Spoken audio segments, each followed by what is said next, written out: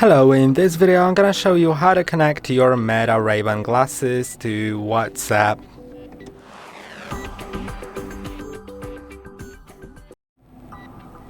To do it, simply click on settings in top right corner, but the ones that are lower, you can see there are two gear icons, click on the ones that are lower, then go to communication.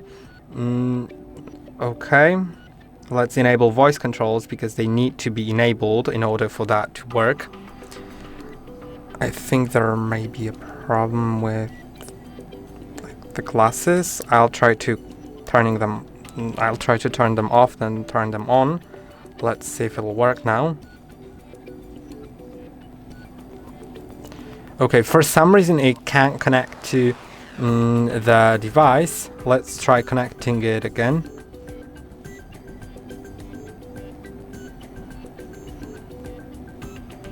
I don't really know why it can't connect. Okay, I think it's now connected.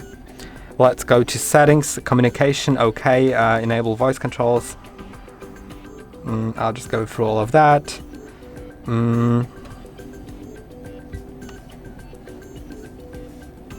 Okay, we are in the communication, and if you want to connect it to WhatsApp, you need to have WhatsApp app on your phone and then click on connect.